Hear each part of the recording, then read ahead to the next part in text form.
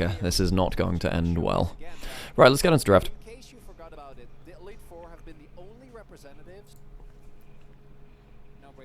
Okay, folks, so this is going to be a VOD review of HLE versus T1 from a little earlier into LCK Spring 2024. Just before this, we looked at HLE versus D plus Kit, which actually happened after this series, but I just wanted to get a benchmark for how they're playing and some of their playstyle things. So, in particular, I'm very interested at how Oner and Peanut are going to play off, because Peanut is the father of battle warding, where you walk into the enemy jungle to track the enemy jungle. Sometimes you kill them, but most of the time it's about trying to track the enemy jungle so your lanes can play more aggressive and they can get more value. But Oner has been doing that incredibly well, and that's how T1 won last Worlds, really. Oner is key to how T1 play the style. You know, T1, they have a large champion pools to play out winning lanes, and then Oner allows them to play aggressively. So some important things to note with that. I think HLE have already kind of cottoned on to some of the more lane dominant picks. I think Gumayushi is one of the best Lucian players in the world. Faker wins both sides of every Orianna matchup. He wins Azir versus Orianna, but he also wins Orianna versus Azir. He wins Corki versus Orianna, and he wins Orianna versus Corki as well. So you're pretty screwed if you let through those champions, and then the Varus is one of the most lane dominant champions on the patch as well.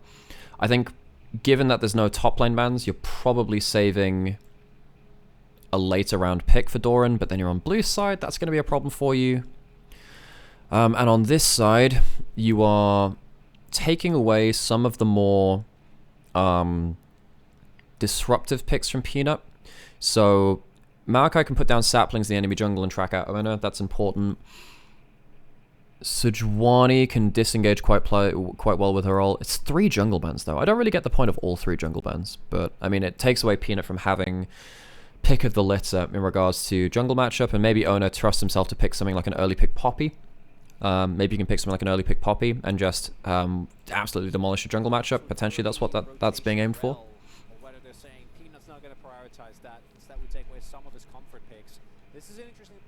But with no top lane bans and Rumble being left up, that's also not a bad option.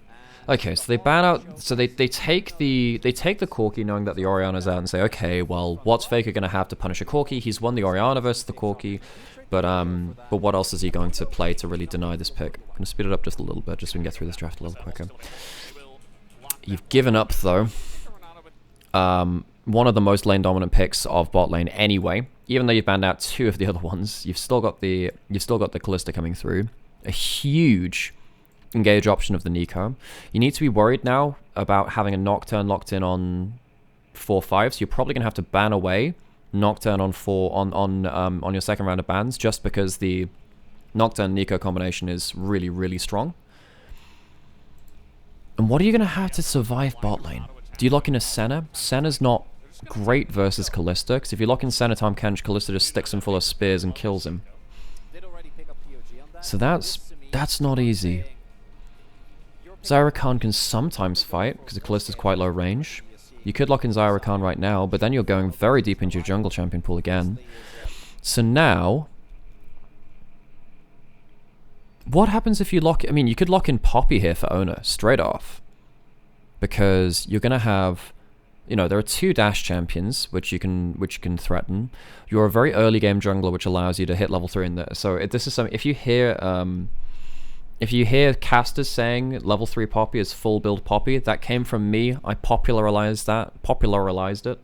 The full build Poppy is my doing. Once you hit level 3, you just absolutely go psycho across the map. So anyway, there's a chance that works out really well, and then you ban out some of the other early game junglers which could contest with Poppy. I think Poppy or Nocturne are both good from Oner. Nocturne has less early game pressure, so maybe you lock in the Poppy instead. You could also lock in something like a Renata as well for lane pressure, which also works well versus the Rakan. So you have 4th pick from T1 as well. Yeah, so they lock in the Nocturne. They lock in the Nocturne because the Nico Nocturne combination is absolutely disgusting. You turn off the lights and then Nico goes ham. So there was a chance for the Poppy as well, like I said. Now I think you ban out the Nico, the Poppy actually. I think you ban out the early game junglers from Peanut, which could cause issues. I think you ban out what Shinzao and I mean he doesn't play Shinzao, but you could ban out Shinzao and Poppy maybe. Stuff which can help his lane stay in shape. Eros Synodos, thanks for the follow, I appreciate it. So now they're banning out the, oh, there is a chance as well that the Nico is flexed to support. We should mention that as well. A couple of teams do that, but not too many. EDG and the LPL do, but they've also 0 and 5 in series, so maybe we don't copy them too much right now. So, T1 instead choose to ban out blind pick top laners. I mean, there's still Aatrox and Jax, which are fine topside, and there's Rumble too, right? Oh, these are also answers which are okay into Rumble, I guess. Well, no, Kassande's not good into Rumble, but Udyr is. So maybe you can Rumble from Zeus blind on 4 even on last pick support if you really want. Crystal Weaker, thanks for the follow, appreciate it. I wouldn't mind seeing Carrier on Nico, but Faker's Nico steps above anyone else. Yeah, he's really good at the champion. And also, it's a very lane dominant champion too, which works into Corki. You can force him out.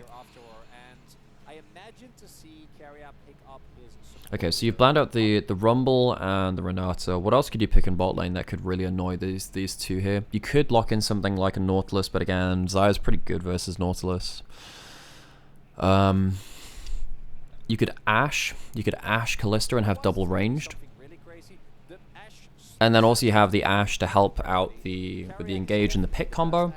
I mean, this is another thing which is really nasty. If you turn off the lights, then you can't use your wards to see the arrow coming.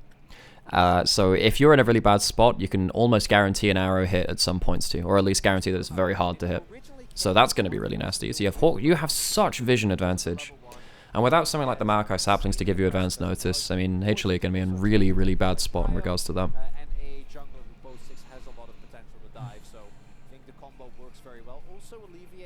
Some of the hard engage issues. I think only Ashe Arrow by itself isn't going to be super exciting. And Aatrox is the last remaining blind pick in top lane now. That's fine, I guess. But now Zeus could go for like what? Gwen, Yone, Jax. All of them are fine as last pick.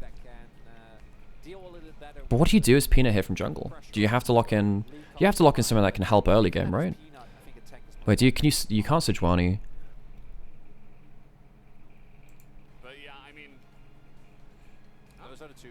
Okay, so yeah, they're going towards the Poppy, and that's why I was almost wondering whether Tier 1 would... They have to have a good 5th pick in Zeus to get value here, because I actually think that Poppy would have been a good ban in second round. We were talking about how much value it has in regards to affecting early lanes. And it can also punt out bits of the composition for Tier 1. But this is fine. You've basically forced Doran into an Aatrox versus Yone matchup, so now...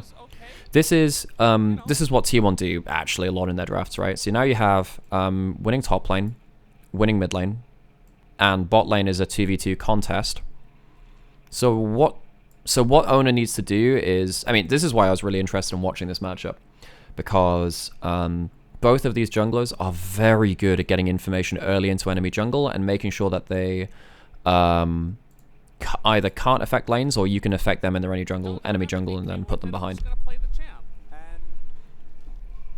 So, you know, Peanut is the grandfather of Battle Ward jungling. Where you just walk in and use your face as a ward, and then you try and get information off of that, which your team can then benefit from. And then Oner has been doing that very, very well the last year or two. Okay, so let's see how it pans out.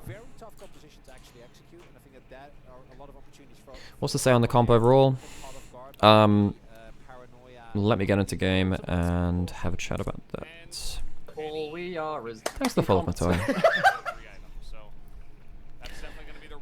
So I think the Xayah can escape the initial engagement. Viper is an incredible Xayah. So T1 will want to be forcing out defensive abilities from the Xayah when they can. I think the Corki is less safe. I think this Corki is going to have a really hard time. There is infinite ways to force the Corki into a bad spot. So a lot of this game from the side of HLE is on how Viper plays the game. Zach has also gone for Halo Blades on the Corki, which I really don't agree with. Like, that won't help you in most of your trades versus the Nico. you have so much engage from T1 and so much ability to push in side lanes and force from multiple directions, right? So if you have Zeus winning a side lane, Nico pushing in a side lane as well, just look at the minimap, right? Just so I can illustrate this a bit better. If you're pushed up to like here in bot lane, in top lane, and here in bot lane, that means you're gonna have extra angles to come in through here when the Nico and the Yone can have the Nocturne kind of like flying over a wall and killing someone. It is very, very hard for HLE to survive if they give up control of the map. If they give up control of the map, the amount of engage which T1 has is absolutely massive. So you need to make sure that you're putting behind one of these split push threats, or at least controlling one of the lanes so heavily, so say for instance bot lane wins over really hard, that it doesn't matter so much. So what's the start from HLE? Are they going to go Q? They're Q starting. Yeah, so they get chunked out so hard that they Q start. They don't even get to W start. At least he hits the Q for the first rank heal, but they've already lost level 1, which is really, really problematic. Nico can take over mid lane very early into the game as well. Zeus on the Yone can take a level or 2 sometimes for that, but yeah. Viper had a really great game 1. Well, he has to have a very good game 1, so I'm very interested to see how that comes about. But already you're now going to have, you know, top lane's getting pushed in, bot lane's getting pushed in. Oner's waiting until level 6. He's not the kind of he's not on the kind of jungler this game which can, you know, battle ward effectively. Well, okay, Nocturne's weird on that because Nocturne doesn't kill people very easily, but if you jump too far into him, because he has lethal tempo and a lot of early damage in CC, even if he can't stick to you, he will kill you if you run into him. So you can't walk up to a Nocturne still, which is really annoying. Okay, so the wave's crashing on bot side, just in time for Oner to be on bot side if he needs to be there on call. They shouldn't have come as a surprise as Hanwha kind of opt into this the moment you go for Zyra Khan against T1's bot lane specifically. Yeah. And they had already picked. All we are is incompetent. Ajiro, thanks for the follow, appreciate it. So you're getting a plate very early into this lane too. You didn't go for the double Dorans on Guma Carrier or anything like that. Sometimes again we see the double Dorans just for early lane combat stats. We're not seeing that this game. God damn, Peanut Poppy has some good win rate. And I thought it's actually a very good pick in this game too, because I mean he's level 3, he's full build Poppy. So like he can just do whatever he wants in early game now. He's a very strong champion. But Nocturne is... Wait, Oner's only lost 1 game on Nocturne. He's played 9 games. That's pretty good, actually. Good win rate. Yeah, so the more that this game goes on, the more important it is that Viper manages to outplay these fights. I don't actually think Zeka can play this game, by the way. I think this Corki has no way to play this game. He doesn't have a front line. Your front line is Peanut, pressing ult on someone so they can't hit you. There's no one unkillable standing in front of you that can tank up a lot of damage, which is going to be a huge issue later into this game. Like, Zeka is not going to have a fun time. And I just don't get this Halo Blades, man. Go for Fleet. Fleet is so much better. You're not going to be able to use Halo Blades later into the game either. Like, if someone's in range of you to auto-attack them, you are so doomed. Starcross, thanks for the follow, appreciate it. But, like... why Hail of Blades? I mean, what's he gone secondary? Inspiration secondary, but that's fine. You basically go for Inspiration. I mean, Inspiration first to ult, and then going for Domination second for Alt Hunter is fine on Corki. He's gone for a tier early. I mean, actually, the Hail of Blades has helped him do okay in early lane, but Faker's got teleport back anyway, so don't look at these HP bars and say, oh, good trades early or whatever. He's just teleported back later for a better item spike. He gets to teleport back now. He's got tier 2 boots. Yeah, and now Faker will start taking over this lane, because the extra cooldown for extra Q poke means that Zeka's going to be in a real bad spot. Pretty interesting. Usually we see Fleet is the most common one. Pretty sure we've seen some first strike Corki as well, which is the one that really feels... Okay, bot lane still got controlled. Guma's got tier 2 boots as well now. Tier 2 boots is a very strong spike for Kalista because it increases her hop range, and then of course attack speed is huge for getting extra stacks of Rend, and Rend has very high base damage early into the game. So T1 managed to get themselves 2 of the grubs early. They have lanes which can hit side lanes, side lane turrets in this game, which is important because Yone can press E and just walk into turret, and that's kind of important. And for those of you who haven't heard the conversation too much on on if grubs are valuable or not, if you can hit turrets easily, then grubs are valuable. So in this game, because AS is on a side lane champion that really can do that, grubs are valuable. So T1 managed to get 2 of them. They don't stick around for the third because they don't want to give the global announcement that they've taken grubs. But if you press tab, you'll see them go up anyway. So that's a minor thing.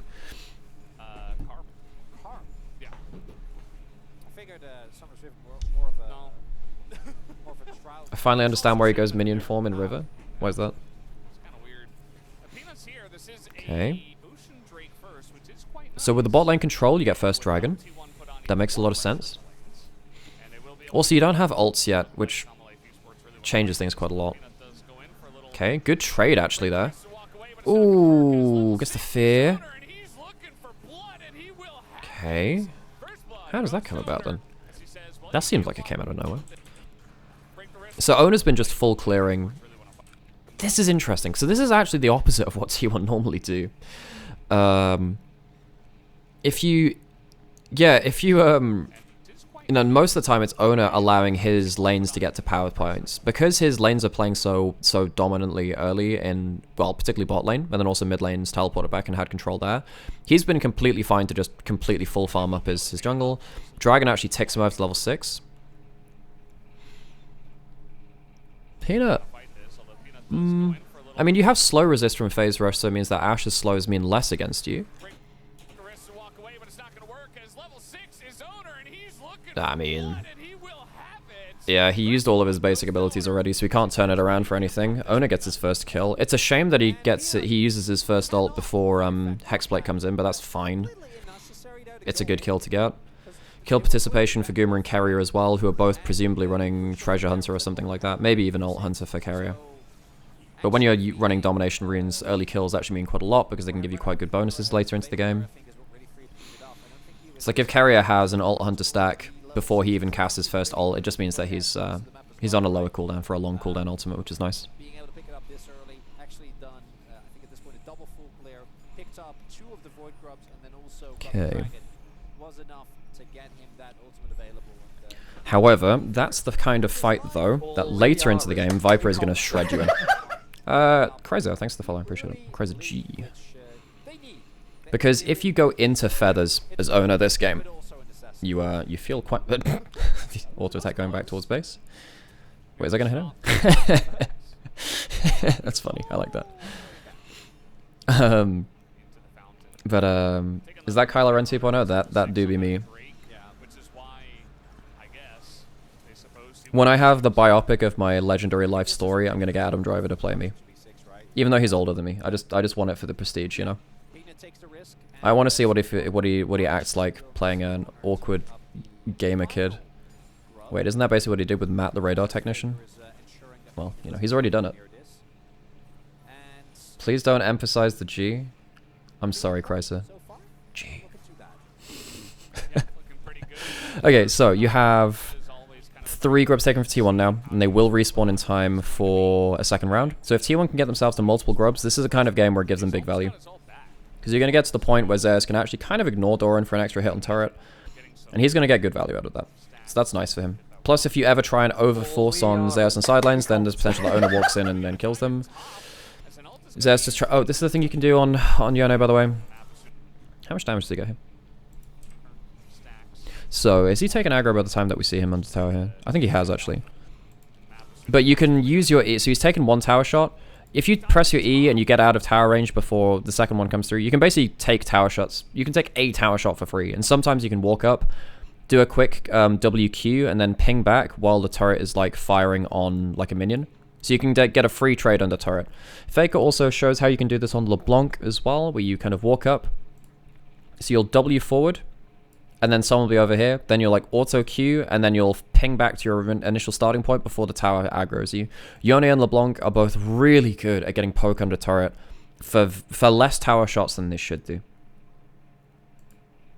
As an ult is going to be used into Doran. Doran doesn't really care about that too much.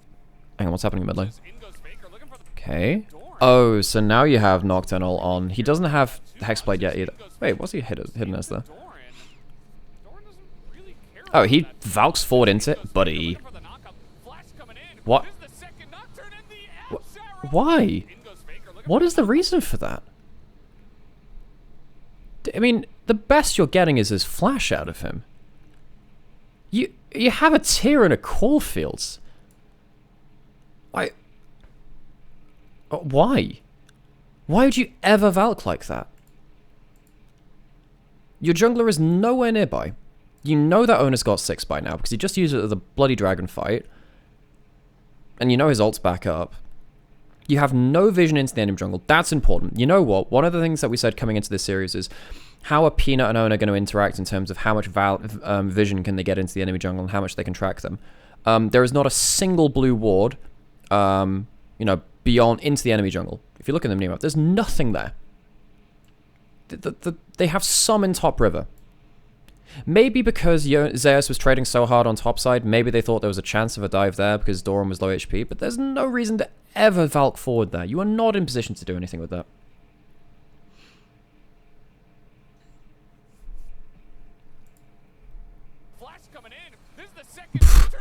That is so bad.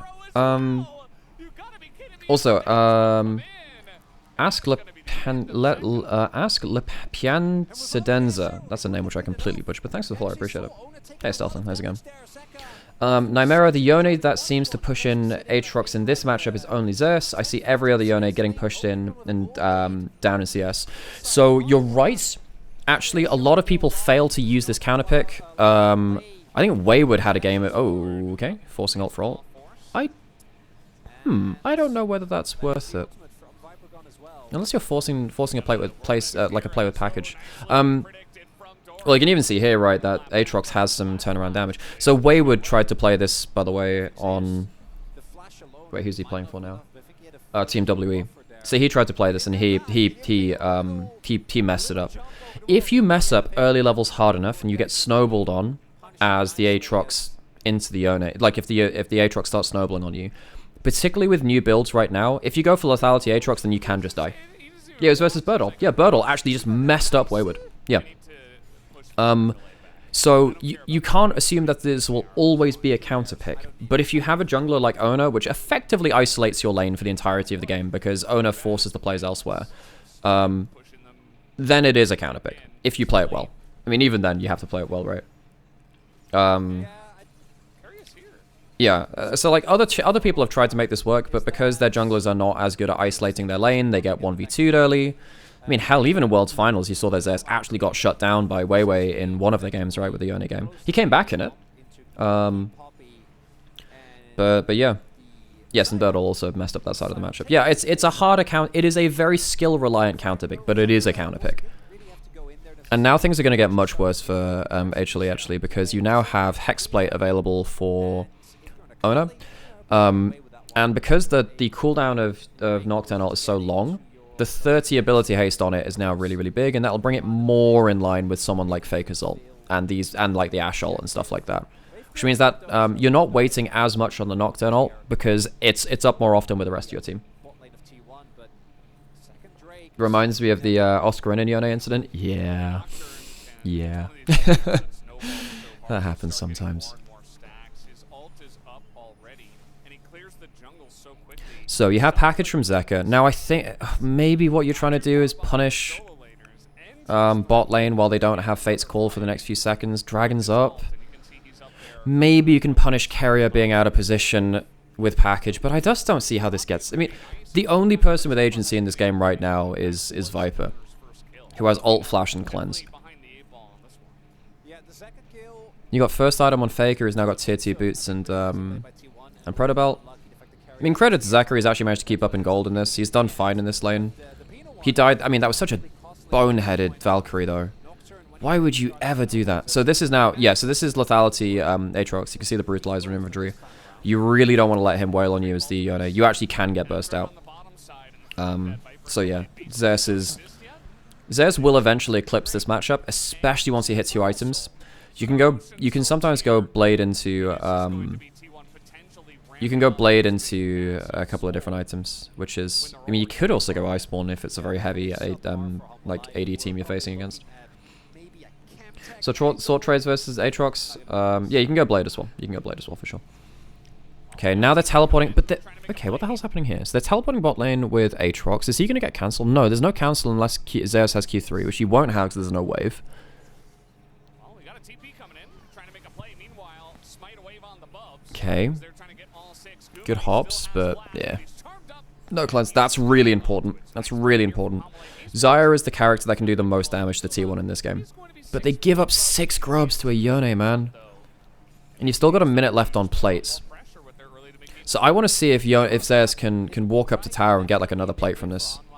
It gets gold into the pockets of Viper, who is one of the members that was really put down by this. And it also showcases the one big weakness of these style of lanes, particularly as we get into the mid to late game, which is... Okay, so Peanut stops him from hitting turret for free, at least. Doran's coming back with big items. So Zeus, I don't think he can hit. I don't think he can get another plate now. Ugh. 3k gold deficit. It's not going to be the end of the world. But really, I think the hardest part... But yeah, Viper's actually quite a threat this game. Post 20 minutes. Because that's when you know T1 is going to use their lane leads. You know what I'm going to do? I'm going to put this up to 1.5. I don't want to 2 times speed this because I feel like there's actually a lot that I want to watch in this. But I'll put it on 1.5 so we're not just watching the full games back to back. Because that might be a lot of time.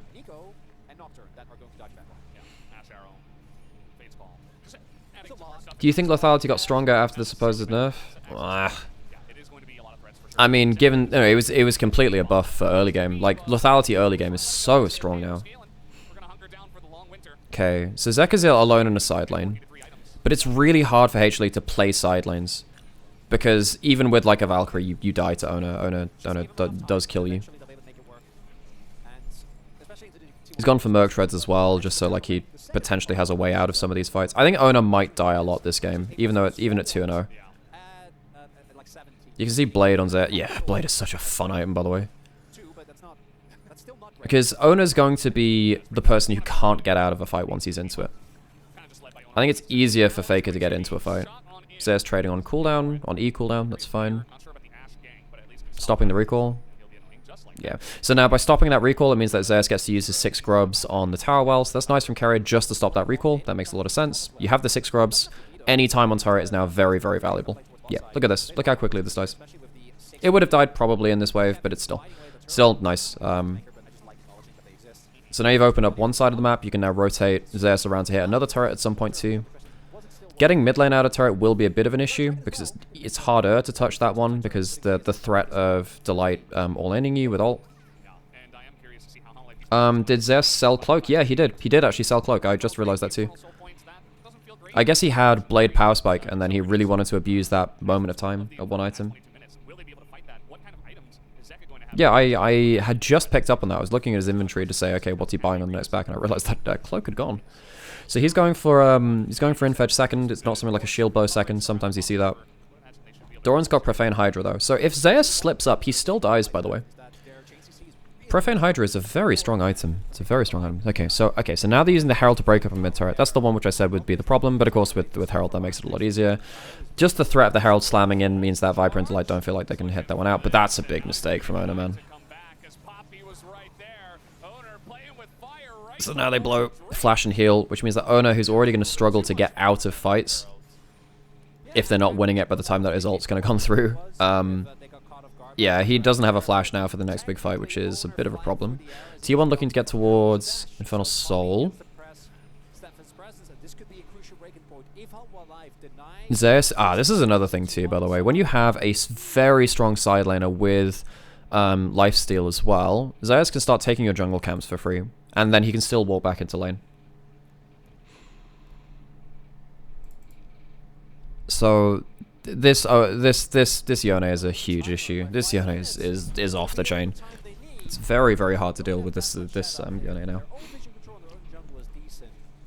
Now it is also worth noting again. I mean, oh god, this is fair. Yeah, he doesn't even need to blow his ult. So that's ult for free. He can teleport in with ult now if he wants. Is he going to? Are they going to contest for this? I feel like they should. That's a okay. So now they're teleporting in with the Nocturne ult as well. How big a play is this going to be? Oh, that's good. Yeah, there's just too much stuff to... Zeus really doesn't find the angle there, though. Let's slow this down. Let's slow this down. So what are you looking to do here? Yes, Secure Dragon is a big thing. If you can space out your engage, then Viper has 1 ult, and 1 cleanse, and 1 flash. So he has 3 tools to work with. Faker's coming in out of vision. Worth noting as well, so when Nocturne ults, you can't see through your wards, of course. So Faker is coming out of the... He's coming out of the black here. He's coming out of the dark. So this is really good. And as we said, the Xayah can fight maybe. The Corki really can't. The Corki... Yeah, and he doesn't get the package Unstoppable Dash out, so he doesn't get that in time, so he's just going to die for free. Package goes out. Ooh, Zest needs to pop back, like, right now. No, he doesn't press the E in time, and he leaves himself on the package. Zeus, that's not great, actually. Peanut actually uses him to get out as well, and he gets Dragon. Ooh, that's not good from Zeus, actually. Zeka just entered there though for free, so that's nice.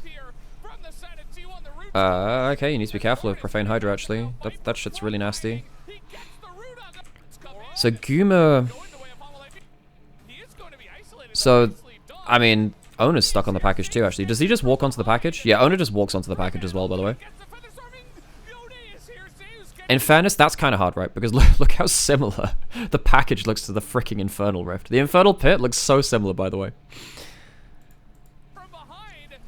Oh, no, why he's stood on the baggage. Oh, God. Luckily, he has a spell shield, so Zeka can't kill him. But then Guma needs to just walk backwards here. You don't walk into the Lethality Aatrox. You don't be doing that, folks. So a couple of micro misplays from T1. Although, actually, yeah, and that's while they're powerful, too. So that's a little bit concerning, actually. Faker hits everything. Yeah, no, Faker gets some huge value. It's just... Oner losing the last of his HP to the Infernal there means that he doesn't have Flash anyway, right? How much HP does he lose to? Does he lose like a quarter of his HP? Owie. Yeah, that's...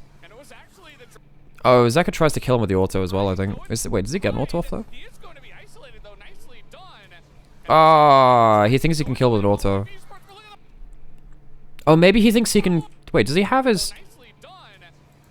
If Zeka has machine gun up, he might think he can kill by flashing forward with the machine gun to proc the spell shield. Maybe that's what he thinks he can do. I mean, Doran actually gets a huge amount of value at the back end of this fight. Is there a way... If they...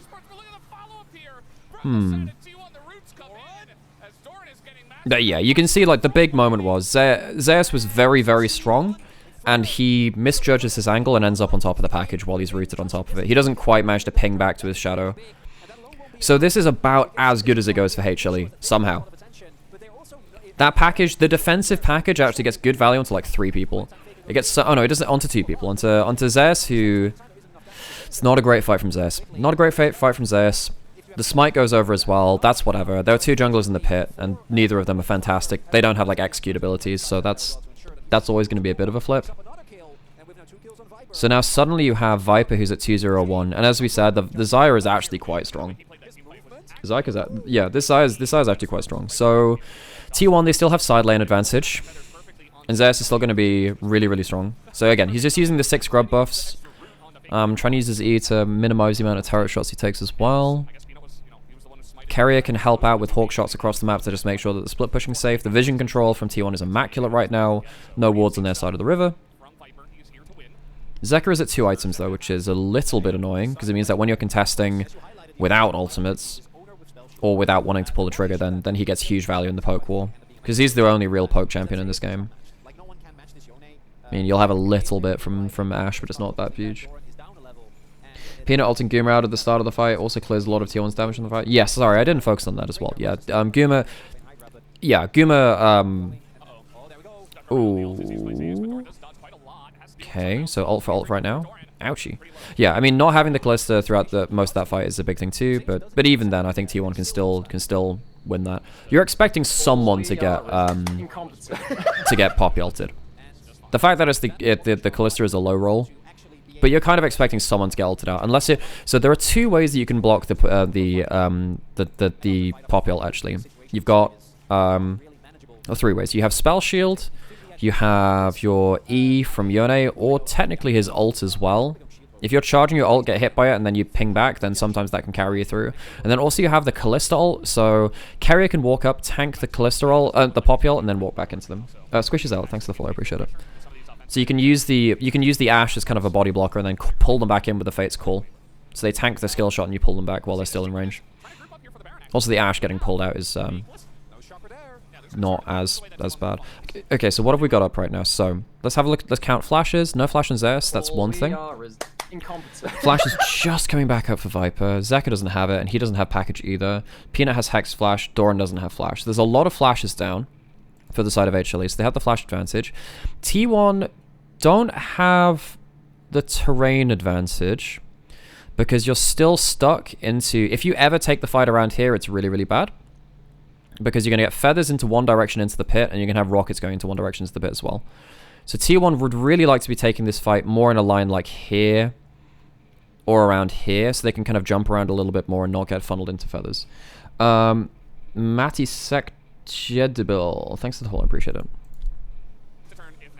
Nico clone can block as well. Can it all the time? I think... Yeah, that one's a bit harder.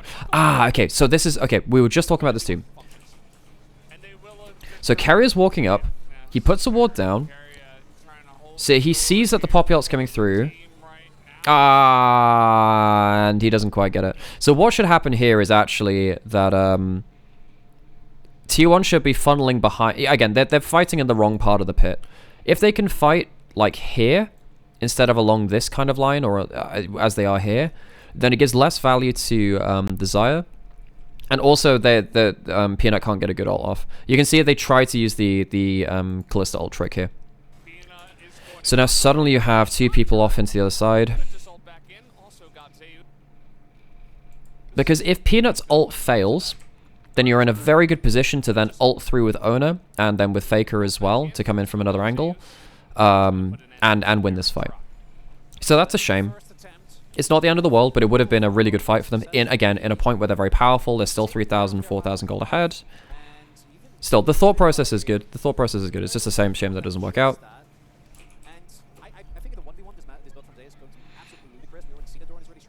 Hey, how's it going? Well, good night, rather. That's the one. I saw like a hope stream goes well message, and I'm like, yes, I hope so too. You're getting up towards 3 items for Zeka soon. He hasn't stopped off for a Hex Drinker versus the Nico, which I think is fine in this game. Forcing Flash out of carry is something, but it's not the end of the world.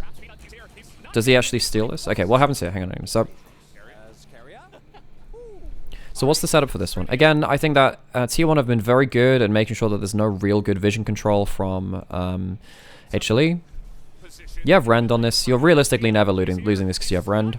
Peanut blows his flash, which is nice, actually. Peanut's flash is pretty big. That's pretty big. And now Zeka has his, he has his package up. So, you have package, you have teleport. What the shit is happening? Oh, guys, look at what happens on the mini-map to Nico's icon. They don't have an icon for the Sentinels. This is a giant white square. That's hilarious. You have Sundered Sky, by the way, coming in for Nocturne. If you're going into a clump, that means you can auto-attack, you know, multiple different people and then get heals off of each of them if you manage to auto-attack them in each in turn. That's pretty big. You have Infinity. Oh my god, this is a huge spike. You're basically at 100% crit with the extra crit cloak as well. 2 items for Kalista. So everyone's at 2 items, but I think right now, if Yone gets a good ult, like, that's game ending. If Xayah escapes the ult and gets a good feather pullback, they can win. So you need to make sure that Viper doesn't have a good fight. Either he's not in a good enough position, or you manage to get through his defensive abilities. So now HLE are the ones starting up this. They have package. Yeah, they do have package. Faker's going in as the Sentinel. That's great. That's really fun. But who's in position? Where's Yone? Yone's not here, and he's not teleporting in right now. So he's teleporting in now. Now, this has gone through... Oh my god, 5-man Pop Blossom. They don't even get to use the package. Viper... Ooh, Viper gets caught and doesn't die. Let's slow this down. Let's slow this down from this point. 5-man package, though. 5-man Pop Blossom. Okay, that's insane. Guma's flash forward as well. So they managed to kill Corki before he gets to do anything. I'm just gonna mute this because we don't have the. But then Guma can't walk up that far. What happens with the Oner? So Zeus almost managed to catch. So what angle can you choose here that's better? If Yone's stood here and he ults down here, this is game ending. Because he ults across here, he doesn't catch Delight, who has his charm running after this point. And he also can't use his Q3 because, well, Guma also can't jump in too heavily as well because Peanut's dash circle is here. And he doesn't catch the lethality Aatrox either. This is really close. Because he only catches Viper, he's in a really bad spot.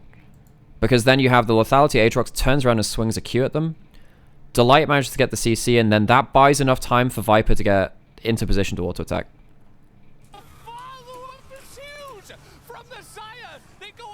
Yeah, so that's very close run things from Zeus. So Zeus has actually had a couple of fights now where the angle hasn't quite worked out for him. It stops the Baron, but you're losing 2 in your point of power. You've lost a 1 for 2, basically. Viper goes untouched again. Oh, Carrier might be in trouble here. He's just gonna walk past the tension. Viper doesn't go untouched. That's wrong. Viper doesn't go untouched. That's just purely incorrect. He is actually very low HP. That's a wrong call. He doesn't go untouched. It's just that you don't end up hatching the other members, which then break up the combo. The fucking sentinel white square on the map is hilarious, man. So the big problem is not that Viper isn't caught, because Viper is caught. Viper is caught. Look, he's caught in the initial engage. Zeus gets an ult onto him too. He eats 2 teamfight ultimates. That's not being untouched. The problem is that actually the 2 peeling members aren't caught. If you don't catch the Rakan and the Poppy, they can peel enough that he can survive through to the next to flash out. This is a very JDG thing from last year, by the way. JDG did this an awful lot. So 369, he would even if Ruler was caught, 369 would then use, so for something like Cassandra, he'd be charging his W like beneath Xayah as they ulted or something like that, or he'd be throwing the Gragas ult at Xayah, his own allied Xayah, so if anyone's melee range of them, they get punted away. If you don't catch the peel, then it's just as bad as not catching the carry in some cases. But that was so close. That was so close. So now T1 is still ahead. They're on Soul Point. But it's a couple of fights in a row now where T1 haven't quite managed to shut down the carry, which is really hard to shut down. Yeah, Faker has been insane this season so far. Faker's been incredible. I think Faker's champion pool. He is like amongst the best on the world on almost all of the champions in meta right now. One of the best Azir players in the world, the best Orianna player in the world. That's not contestable. He's the best Corki player in the world as well. You know, I think that maybe someone like BDD or Chovy is better at Talia. I think that Nico, there are a lot of good players at. You know, I look at Knights, Scout as well, Chovy. You know, there are a lot of players of that. So it, like, I don't think it's out and out best or whatever. He's still amongst the best. But yeah, I think he is such a big factor for his team because he's winning both sides of some matchups, which means that some teams just can't draft certain champions. You have to ban away, like double ban away some champions. Was it wrong of them to dive the Corki? No, I don't think necessarily. I mean, they still caught Viper, right? I think they did all of that they could, and Zeus tried to lock up Viper as well. He just couldn't get quite the AoE ultimate which he wanted to also catch the supporting cast. I'll give him jungle support.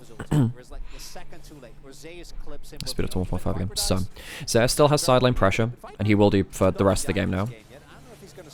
Okay, Zaka. Oh, good. His Valkyrie is can't. Zaka, dude. But like, you have flash. You have look, buddy. So this is a very common thing, right? This is where the wall is. Now you can Valkyrie out this way, but you can't Valkyrie in this direction. And if you do Valkyrie forwards, you're not going to be out in time just because the skill shot travels towards you like this, right? And you're going closer towards the skill shot.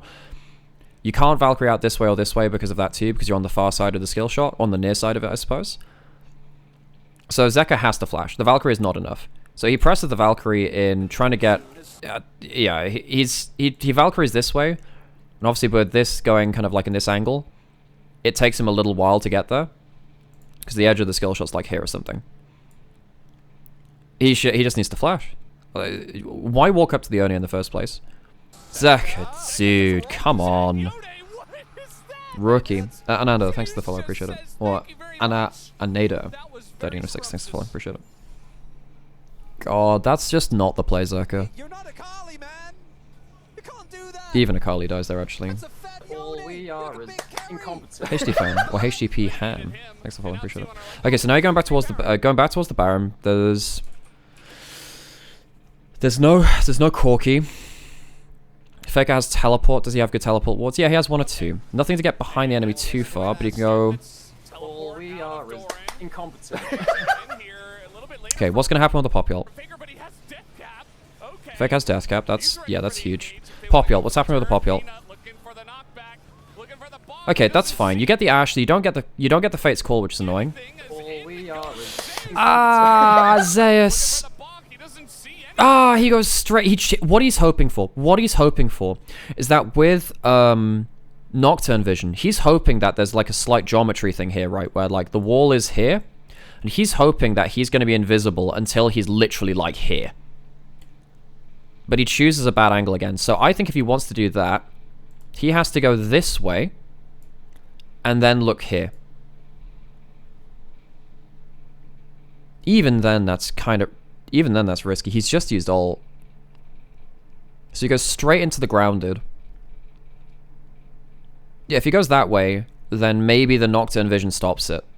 I think that's what he's thinking, right? Or maybe that he can just hands check him. So that's a mistake from Zeus. Ah, it's like 3 fights with Zeus has not quite picked the right angle. Look, guys, Yone is a hard champion to play.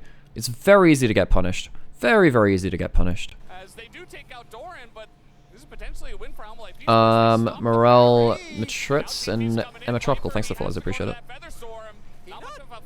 Do you think Poppy reacted to him? Yeah, I think Poppy's reacting to him at that point, yeah. Look at this. He sees him. Yeah, that's 100% reactive. That's 100% reactive. He actually activates it quite late. And then, yeah, so at least like Doran dies for free. Don't get me wrong. That one's okay. That's fine. They do take out Doran, but this is potentially a win for Hanwha Life Esports. They stopped the Baron, and now TP's coming in. Ooh, that's a really good route. Ooh, that's really good from Faker, actually.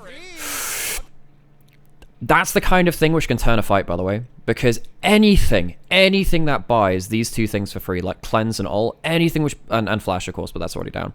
Anything which buys those is so insanely powerful. So now Viper can't fight. Viper can't fight now. Maybe you can even turn things around with Guma, because Viper's not in a... Well... Because he didn't have that many tools to fight. But he has a lot of lifesteal, so he heals up with Grump. Yeah, but Zeus Yone just hits different. See, it says one of his best 3 champs.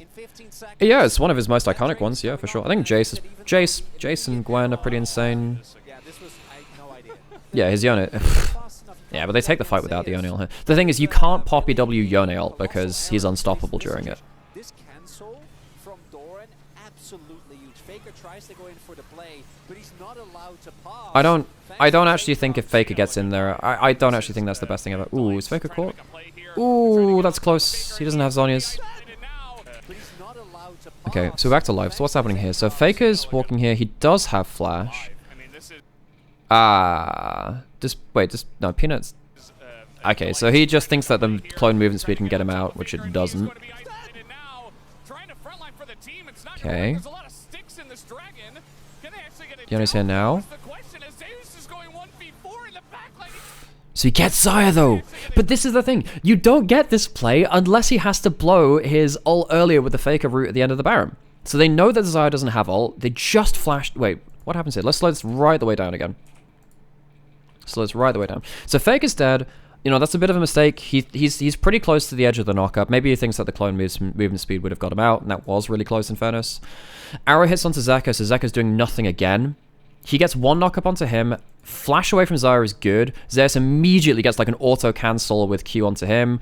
E pops back. So he immediately stops Corki doing damage and gets Viper. So he finally gets himself a good angle. That's a really good flash from Viper, but the immediate flash... Look at how quick the flash follow is from Zeus after this too. So, CC onto Corki. He's knocked up, and there's a decent amount of damage there. Flash away. Look how quick that flash is after Viper. So then he gets himself an... Yeah, he gets an auto-cancel, auto-Q, W on top of that. And that's enough. But the reason this happens is because he... oh, and the double knockup? And also, Peanut has just used his W before this too, so that's not on... That's off cooldown. Okay, you know what? Zeus makes up for it. Zeus makes up for it. He makes up for it. Like, he takes both carries out of the fight. He takes both carries out of the fight. And that's the fight which they've been looking for the majority of this game. Holy moly, it's hard fought. So then they get themselves Infernal Soul, Baron after that. You can finally breathe a sigh of relief. That Viper's flash is actually incredible there, by the way. That's an incredibly good flash. Especially because, wait, was that during the Nocturne? Hang on, let me just check. Okay, so what happens to this? Oh, so the Oner's ult comes up after this. So it's not like... So it is out of vision pretty much from that part. Yeah, good flash from Viper. But it's just... Zeus is just on. He just has his number. He just immediately flashes over to him. Zeus plays that super well. But the only reason that's possible is because Faker gets a really good opportunistic route from out of vision just after the Baron and blows his ult. Yeah. But this has been building for a while. I mean, I think HLE have managed to just about deny T1 good angles up until this point. And like I said, you know, I'm not overly criticizing Zeus. These are hard angles to play, and I think that particularly Peanut and Delight have made his job very, very hard at making angles.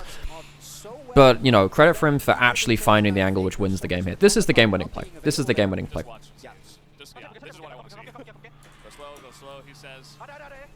Oh, that's so slick, man. And he gets out to a safe point too. Really good knockup. Because if he stays there and doesn't get the double knockup, he dies, by the way. Like, Yone survives by doing damage and killing you before you kill him. Okay, steps back on the Q3 as well. Yeah, really well played. Really, really well played. That's a really good play from Zeus. First kill onto Zyra as well. You can see how important Zyra is to the composition of HLE. Imagine if Zeka actually had like a good fight here as well at some point, but he just doesn't. Okay, forced to flash out of Faker, that's good. Good flash away. Because Faker's flash is very important for those big pop blossoms. After seeing this new roster, like finally Viper is free, he's truly unleashed, and I don't think outside of the one mistake that the scoreboard. Okay, but Endurance. God damn, that's a lot of damage. I actually think they've been playing well. I don't think they're the problem. There is, however, another problem. Zeus maybe a little bit too ham. Okay, he lives, but he has shield bow as well. Oh, if he actually hits that, I think it's fine for him to look to just pop Zyra ult here, by the way. If he just tries to pop Zyra ult, that's fine. That's actually okay. Ooh, that's really good turnaround play. But yeah, if he buys Zyra ult for free, that's okay. It looks awkward. Yeah, he doesn't get it, but that's the right play to make. If Zyra doesn't have ult, the game is very easy to play for T1 in comparison. You know, Viper still doesn't have flash.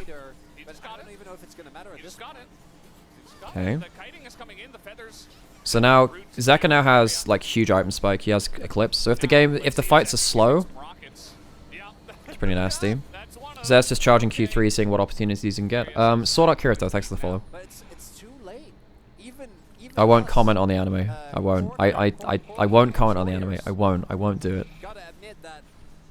I won't do it.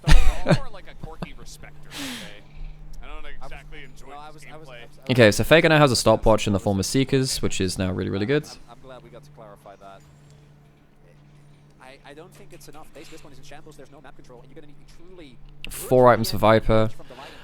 I almost wonder if Viper needs a GA, but I think if he goes into GA, then effectively the fight's over anyway.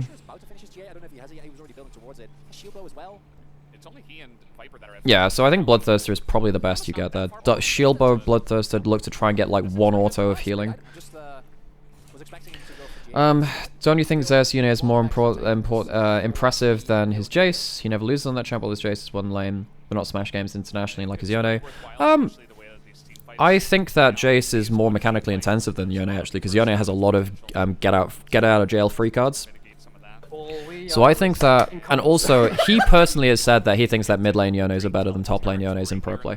He thinks that, like, you know, Chovy and a couple of other players that, and you know, there's a couple of other players that play right, but Chovy's the big Yone player in mid lane. He thinks that actually they're better than top lane Yones. So he said that on record, so I'm gonna trust his own opinion on that. I think his Yone is really good. I think the way that he normally searches for angles into fights is actually very good. This game, I think we've seen HLE actually be quite good at denying him some angles. But even then, he finds them anyway, which is quite impressive all the same.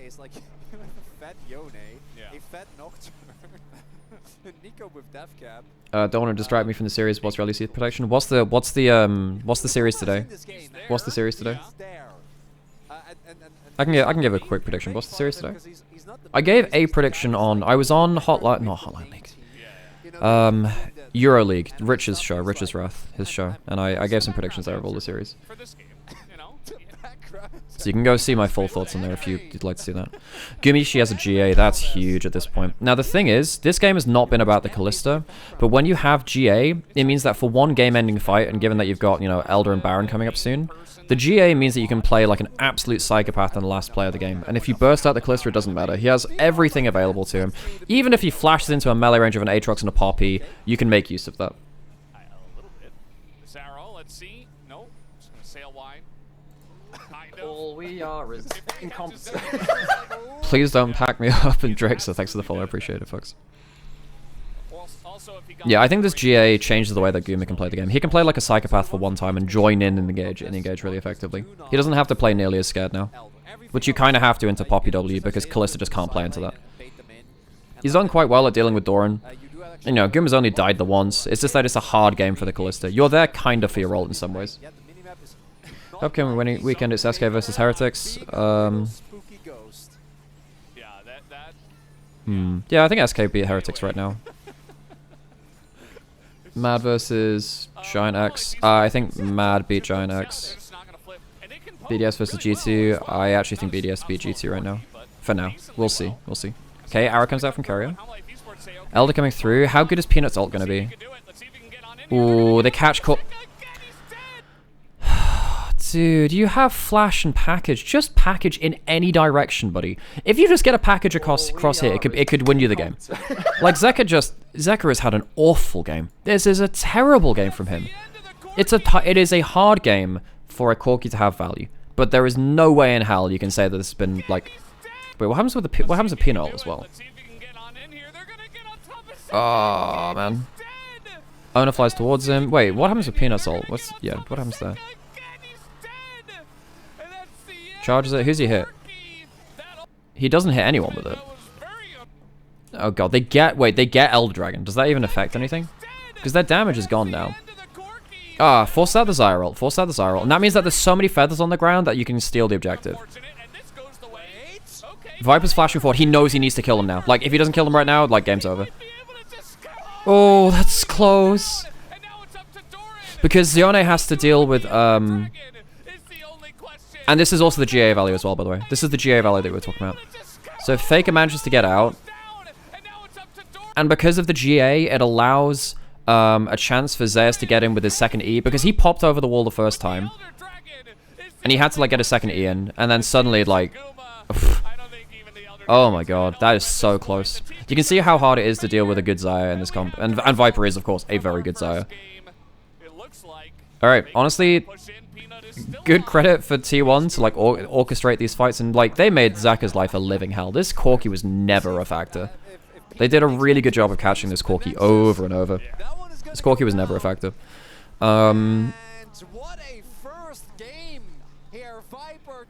Yeah, I mean that was a really fun game actually. That was good. I enjoyed that. I think that there were a couple of times in early game where I think that the game could have been closed out more easily if Zeus had managed to find like slightly better angles. He, you know, the first dragon fight he was in ends up on the package, gets rooted into it. Kind of sucks. Yeah. I can pause the check. Thank you, Angie. Leleolol. Thanks for the follow. Again, it reminds me, someone else had a similar name yesterday, and it reminds me of the call of the cricket tune. Okay, game 2. Should we go straight into it? Or should I have a quick break? I'm gonna going to refill my coffee again one more time. So I'm going to leave you with this for just 1 second. And I will pause to check after this. I'm not just like going out on that. Okay, I'm gonna go get myself another coffee. I'm gonna let you listen to these guys a little bit. Oh sweet, I've come back just in time for Champions League. That's perfect timing. Perfect timing. Okay, alright, game 2 of this one. It is. What if he says, I shall okay, don I the messed cape of up. streaming once more. Give me a second chance, coach. Let me play the corky. What's that or ban? Okay, I don't so, think there's a lot of let me turn the other volume down options. so you can hear me a little My main better. thing though is that I think that game was quite close. So, yeah, so you're on the same sides, and they ban out the Callista this time. So now, last time, they ban out the Callista and the Nocturne. There's a lot of different stuff that's going to be getting through. So you're likely giving up, I mean, are you going to ban Lucian last one, or are you going to try and first pick that? It's, but I need to move my camera. I need to move my camera, so I need to do. Outside of the one early game mistake where he died into that Nocturne ultimate, he did actually What's going to happen with Corki? What's going to happen with Orianna? at all, I think, unless he died just before. Because actually, they banned out the Orianna the first time, right? We'll see. This man, though, has got to step it up. Seka, even in his 2022 season, had glimpses of what we would later come to see at Worlds. I don't really think we've seen a whole lot of that just yet. So they ban out the Lucian. Definitely not in this series. So they're not going to ban Orianna, Varus, or Lucian. Well, actually, they just ban Lucian. Okay. They ban out the Rakan. So there's no Zyra Rakan answer. Renata's still up. Ash, Varus is still up. Senna is up. Also means that no Zyra Khan, probably. Well, at least definitely not. I think, Khan, but maybe Xayah. T1 will only really pick the Senna, I think, if they think they can be lane dominant with it. I don't think they want to do it as a constellation center. They actually want to be lane dominant with it. Orianna, Corki are both available too. Are they willing to put the Corki into the Orianna though? That shit is not happy. That is not a happy lane. So here's what I was asking. How are we going to feel about this when he just slams it again? Nymera, I have a question. Why is Guma not seen as the best ADC at any point? I think he's been the best ADC in both World 22 and 23. It is a risk that they're taking. Because there are an awful lot of good AD carries out there. I think he's been one of the best AD carries for a very long time. But I think when you look at, I mean, Viper had some incredible years. Deft has had some incredible years. Ruler. I think he's been, for the last couple of years, he's been minimum, like, top 3. I think he's been really, really consistent. I think actually he's been T1's most consistent member. I think you could argue that anyway. I think a lot of the other members have had ups and downs. I think he's been incredibly consistent. So now you have Rel Flex. You have Rel Flex. And you got the Varus as well. So you have another way to get on top of Corki. So now you've got Nico and you have Orianna into the Corki if you need it. I guess one of the bonuses of this right now is... Oh, so one of the bonuses of playing the Vi is that Oner's not a very good Maokai. Maokai's gone anyway, actually. But yeah, one of the big things is like once Maokai's off the table, like Vi is a lot better champion. I think there's a chance that you keep the Rel in jungle and you can lock a Renata at some point later in as well. In the games that we reviewed before this, when it was HLE versus D+, the first pick Vi got really, really countered by having enough stuff that could stop anyone behind the Vi from getting into the fight. So stuff like Maokai, Renata or Nami, I guess, and Lucian Nami's as well. That can be a big problem for Vi. So look into Kasante. So they've blind picked both solo lanes against Faker and Zeus. So you're likely getting an Orianna on 3 here, right? I think that's the easy lock in. I think Orianna Rel is a really good combo. I think Orianna and Nico are both fine, but I think Orianna's better here. It really destroys lanes super hard. And that's locked in. So you've got counterpicked in mid with Corki's probably worst matchup. I think Akali can potentially be his worst matchup too if they're a very... In LPL it is, but we're also not very good at Orianna in LPL right now. One of the guys that played everything that he could get his hands on in bot lane. So what do you even play in bot side now? Because a lot of your conventional AD carries are going to get really stumped by Orianna. Because if you have an Orianna ult, or like just the ball sitting in the middle of a team fight, then you can't walk up into that very easily. Senna can outrange it. Something like an Ezreal can outrange it, but he's not very good on this patch just yet because it's 14.1 and it's not 14.2 just yet.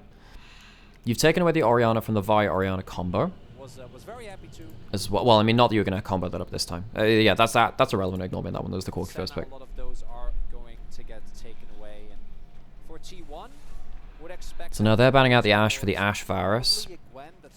which again makes sense. It's going to be really quite hard for HLE to play something which wins lane bot side. So now you're going to have losing mid, likely losing bot lane, because your AD carry champion pool is going to get so stripped, and Varus is one of the most lane dominant ADCs in bot lane.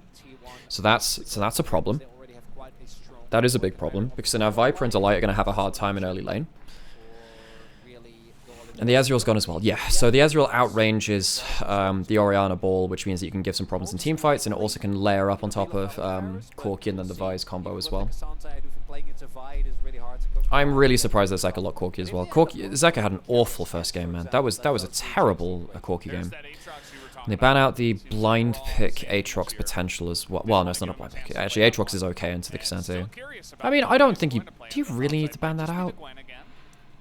I don't think Aatrox slaughters the Cassante. If you go for Profane Hydra, you don't win in the 1v1. You just kind of exist in a side lane, and then you try and assassinate the back line. Okay. Yone, very good versus tanks right now. Blade first item, has threat onto the Corki. You don't have as much engage to work with. You don't have the Nocturnal, and you don't have Nico kind of getting huge pop blossoms as well. Feeling pretty good about the Yone nowadays. You can maybe Aphelios Milio. Aphelios Milio is not awful here, actually. But there are some issues with this. So, with Aphelios Milio, you actually have quite a long-range backline between Corki Rockets and then Milio buffing up the Aphelios. And you have a front line to keep them somewhat safe. But, so you can cleanse the Varus ult, and you can cleanse, but you can't cleanse Rel combo completely. You know, you're still going to get dragged in by the Magnet Storm. You can't cleanse a freaking Shockwave that hits all of you, like a truck. And you can't cleanse the Yone Q and ult, because they're knockups, or suspensions. So half of Milio's ult value is not going to be there. So now you're flexing between jungle and support. Oh, we're getting Caitlyn support? That'd be hilarious. I don't know whether it's good, but it would be hilarious. So, remember that versus D+ in second round bans when they locked in the Varus Ashe themselves, I think it was? Or maybe it was D+ that did that. You ban away a lot of hook champions away from an enchanter lanes. Because if you're...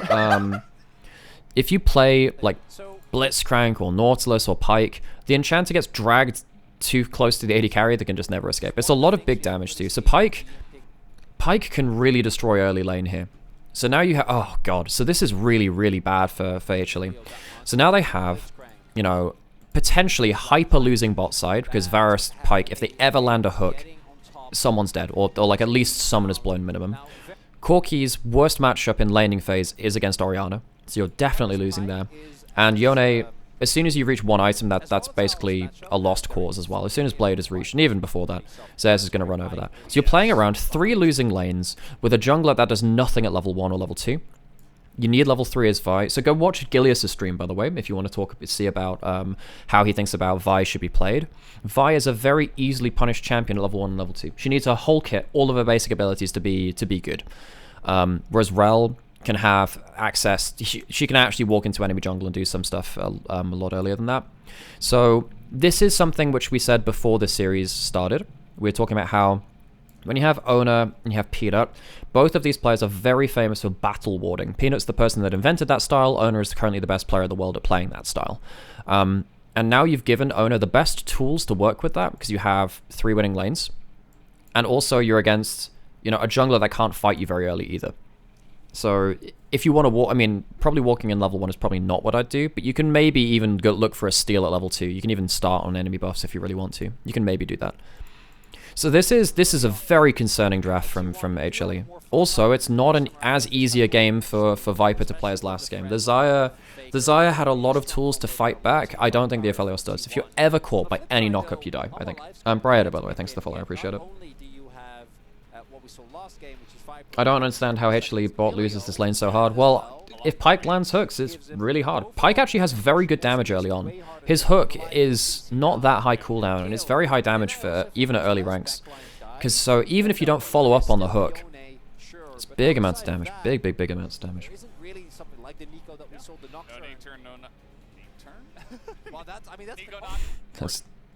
Okay, let's get into game. them here in game number 2. I think Kerry was choking the hooks. Well, we shall see. We shall see. We shall see. We shall learn together, folks, how they lose bot lane very, very hard. But yeah, immediately I have a lot of concerns about 3 losing lanes and a jungler that can't bail them out very early on. Here we go. Game number So by the time you get around to level 6 and early things, it's a big issue. So Peanut spots out what's that, they're on top side.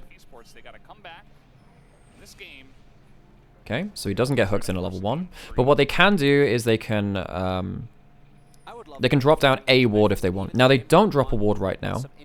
Does Zeus drop his own ward? Because you don't want to necessarily use Zeus's. Okay, so what they do, they drop a ward on top side, so they have good information on what you can do against the Vi. What did we just say? Vi can't fight at level 1. You can't. Oh, Jesus. You can't fight at level 1. Level 1 is not where Vi is strong. You need level 3. Realistically, you need level 3. Otherwise, you're not a strong champion. That's really well played from T1 to recognize that they have nothing which they can fight with at level 1. They get to look at both buffs. They see where Peanut's going to start. Peanut just says, look, I'll start on Vision, so at least the second part of my clear is more untracked.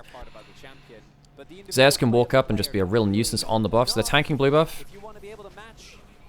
Doran starts with E for the extra shield. Shame that he missed that extra Q there, actually. But he has lethal tempo, so... And Doran's not just completely hitting him. If he gets another Q, he can actually really threaten Peanut here. He might even be able to force flash. Again, Vi can't do anything at level 1. Resets the buff. This is how you deal with Vi. Again, thank Gilius. Gilius is the person who is educating people on this. He has to start on Wolves late. Oner's already got level 2. And he doesn't have Q, right, as well. So he loses a couple of his small creeps. This is how you deal with Vi. And what did we just say, right? You have 3 losing lanes which need the Vi to come save them at some point. How do you do that now when Vi is so far behind and, like, on Vision as well? Like, they know exactly where he's going to be. They know he's not on Gromp. They know he's going through his bot side. Like, what do you do here, man? So difficult for them to play. So difficult for them to play. Oh, Guma misses his E there. That's kind of annoying. But he does hit the minion, so at least he's got wave control. But Viper and Delight at least having an okay level 1.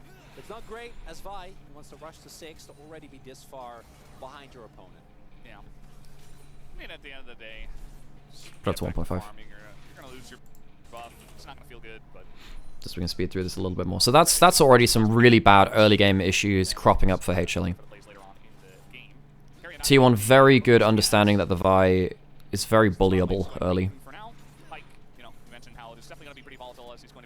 Oner still has a lot of his own camps to clear through. Oh, this is hilarious, by the way. If you look at the amount of camps which Vi has to clear, they just have like 1 Gromp to go towards. Whereas you have 1, 2, 3, 4 camps for Oner to take before Scuttle spawns, and he's already on even CS. So Vi is going to be delayed going towards their later levels, and then also their items as well. Fake has forced the... Well, I mean, not forced, but I mean... There's the tier recall coming out of Zeko. And yeah, we haven't had huge Pyke presence in this bot lane right now, but Viper and Delight are not pushing in, which is fine. Faker still hits the QW on him. Even with the Valkyrie burned. Now with Valkyrie down, he can't walk up to the wave. Guma's just used his full Hail of Blades to get a good Q on there. So that's Ghost burned and Heal burned. Oh, nice, okay. Forced out both summoners. Uses the deep water dive after that point to go invisible, so they can't even get the autos afterwards. Centaurius, Fnatic, thanks for the follow, I appreciate it. It's not gonna work out. Zeus has flash. Ooh, that's a really good E! That's a really good E! Oh, that's so slick! Oh, Zeus, dude, you just absolutely styled on him. Oh, that's actually so funky. I like that a lot. That's funky. I like that a lot. That's cool. Oh my god. Dude just zapped him. That's hilarious, actually. That's great. So now Zeus is, he's really far ahead in this laning phase. He's 10 CS up. Viper doesn't have Ghost or Flash, which is a problem. Zeka's backing again here. Peanut is very far behind. He's getting bullied out of his own jungle again, by the way. Zeka, this is another thing. So Zeka was forced to he teleported back early for tier. He's been forced out of lane afterwards after an awkward Valkyrie, so he's not in lane. Top lane just got their ankles broken. Oner's just walking in with a red buff level 4 to level 3. He can steal another camp if he wants. Zeus is doing this thing where he tanks, you get to trade without a tower shot again. Like, this is full court press. This is the T1 full court press style. You can't breathe. You can barely breathe. This is so nasty. Faker has an XP advantage whilst also having a wave stacked up against him. Hang on a second. What? So, hang on. So he's at level 4, so he's at level 4 right now. Faker's been at level 5 for a while. I'll move my camera for this, right? I'll move my camera, right? So you can see the XP bar, the purple bar below Corky's HP there. That's his XP. So he's just at level 5 there. But he is but Faker's also got an extra 1, 2, 3, 4, 5, 6, 7, 8, 9. He's got an extra 9, 10 minions on him, even if Zeka gets a couple on there. What?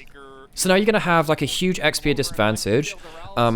Corky cannot walk up to waves while Shockwave is available, so this only gets worse from here. This is really, really not good from the lanes of HLE. Top lane has a huge CS advantage. Mid lane, you bought into this matchup. This is serious credit to the level 1 of T1. This level 1 has actually been very, very impactful because Peanut could not do anything to help his lanes. And the lanes from T1 are so good at playing out lane states that it's just so nasty. So Valkyrie's there already? Okay, hook misses. That's kind of meh. It's a good opportunity though. Okay. Zed's trying to use the level 6 to level 5 power spike there as well. Faker, so this is, guys, again, we just hit level 6 from Faker. Zek is still at level 5, half HP. He can't walk up to the wave. He only has a tier and a refill pot. He's recalled again. He's recalled again because he knows he cannot stand in lane versus Faker at level 6. This is ungodly amounts of bullying from Faker. And this is why Faker is one of the most important parts of the T1 draft puzzle, because you can't pick Corky into him because he plays Orianna. You can't pick Orianna into him because he beats it with either Nico or Azir. And if you pick the Orianna, he's happy playing the Azir into it too. And he's happy playing the Corky into all of the above as well. I think the way that Genji could threaten him was with stuff like Talia, where I think that Talia doesn't have the Talia matchups as solved as the other ones, but even then he's not bad on it, right? He had a 7, 8, 9 kill game on it the other day versus Bro.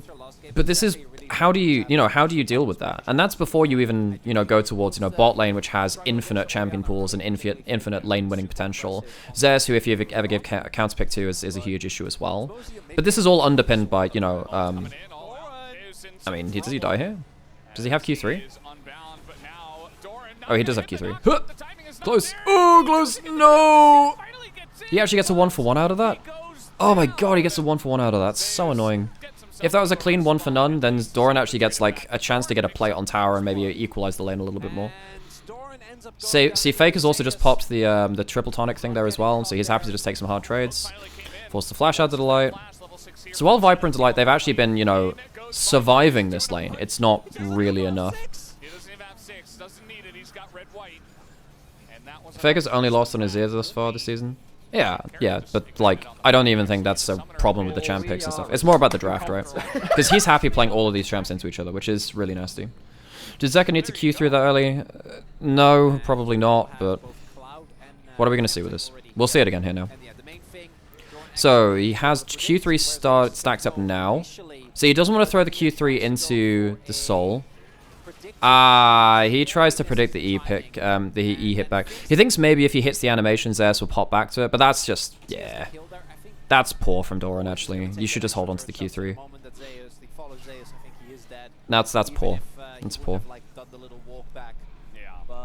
And so now, you do have level 6 from Peanut now, but the damage is done. The damage is done. I know there's only 1 kill apiece, but you're down, you're down 16 CS here. A huge amount of CS and a huge amount of pressure here. A load of CS here as well. You have 1 ward in the enemy jungle, which is potentially quite useful. But at 8 minutes having a 1k gold lead, by the way, is still not very nice.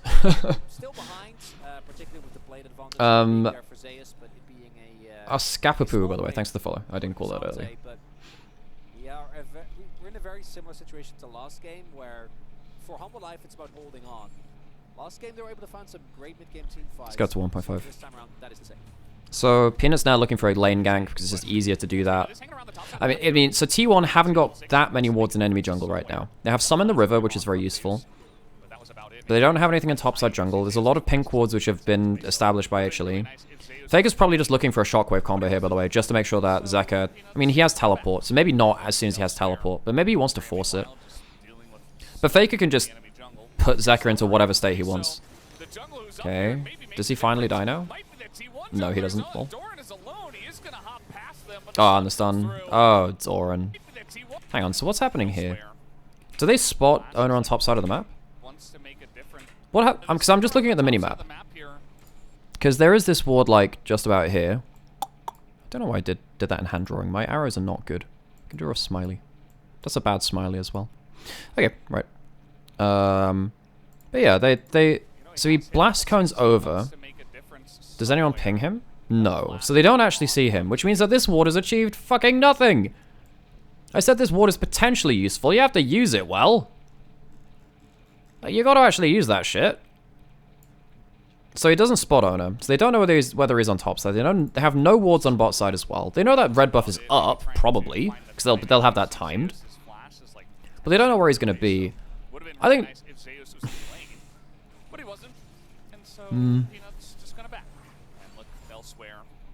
So they don't spot him on that side. They have some wards on top side river. Maybe they think that Oner's gonna go do... I mean, he's trying to crash in the wave.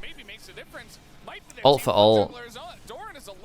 Yeah, they just don't have the information for this. And this is what happens, by the way, when you try and play brawly lanes without having a jungle up in the enemy's face and stuff like that, or without jungle tracking.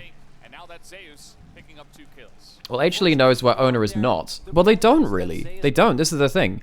They don't know that he's not in bot side jungle because they don't have any wards there.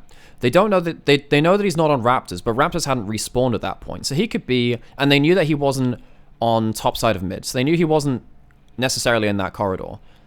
But that's a huge amount of the map which is off the table. He has flash and ult, so he could be looking potentially to force a fight anywhere. You've got Grubs in 10 seconds beyond this point, so it's not like... I mean, yeah, he could have been up towards there, but with bot lane also brawling as well, there's a chance he was towards bot side. They don't even have enough information to know where he's not. But you're completely right, you know, process of elimination is very important how you track junglers. That's actually what we were talking about in regards to how Dandy and Mata played Season 4 in Samsung White. That's how they played back then. You know, if they're not on one side of the jungle, they could be in the other one. That's probably where they have to be. Or it's a lane gank. But now you've got 6 Grubs coming in there. Zeka's very low HP. Zeka just fucking... Oof. Oh, and it's extra gold from the Pike as well. So Faker actually... Oh, interesting stuff from... I want to see what he was trying to achieve with this shockwave. I think he wasn't looking to kill Zeka with this, by the way. I think he knows that Kerry's probably got that. I think he's actually trying to stop Peanut from... Yeah. I think maybe he thinks that Peanut was going to... Wait, does... No, he's already used his Q. If he channels that a little bit later, then he stops Peanut from getting a clean auto combo afterwards. I mean, he gets damage on Peanut either way. It's whatever. Like, he knows he has support there. He doesn't need to hit the shockwave on him. He gets the damage on Peanut, potentially opens up another kill there. It's whatever. It's fine. I think he mistimes the ult if he wants to do anything in terms of disrupting Peanut's combo. He didn't have Q up anyway. He still hits it on one. That's fine. But, like, this game is very, very over now because you've now given Pike gold to Faker as well. So he gets, like, an extra... So they both get full kill gold, effectively. So that's 600 gold instead of, like, 300 odd. Or 450 from an assisted kill. And then Peanut fails one of his first attempts in lane as well. But, like, how does Corki play against Orianna? You just get chunked out all the time. You're always playing at half HP.